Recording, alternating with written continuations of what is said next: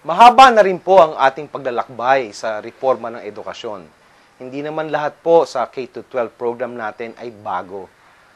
Sa lahat po ng mga dekada ng ating paglalakbay, naisama na po natin dito ang lahat ng ating mga eksperyensya, ang lahat ng mga batikos, ang lahat ng mga dapat nating punuan ng mga kakulangan sa edukasyon.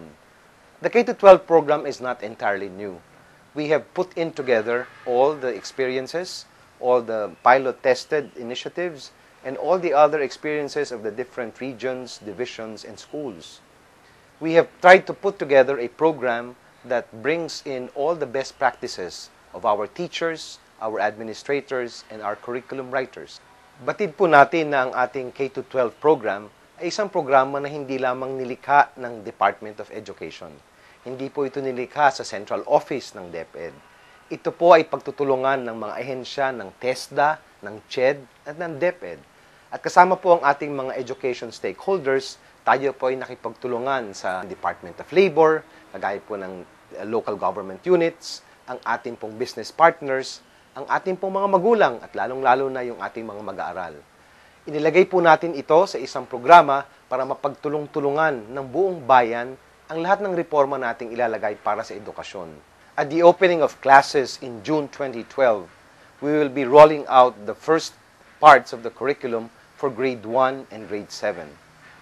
This is not a perfect curriculum. There's much for us to work on. There will be many learning curves that we will need to meet and challenges to still be able to resolve. But I think with your help, we will be able to roll out a program that we can keep improving over the next 4 or 5 years. Maganda po ang ating K-12 program. Ito po ay ginawa ninyo para sa Pilipino.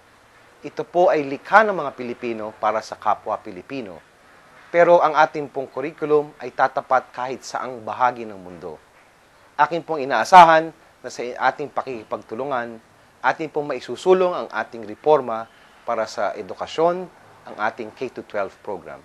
I hope that this journey will be sustainable and would be something that we can be proud of for the next generation of Filipinos. It is something that we would need to gift the next generation so that we could be on par with the rest of the world. It is our gift for the 21st century of Filipinos. We ask that you will be part of this major undertaking. We are confident that your help and your commitment will continue to pursue what we imagine as the most important reform in Philippine education.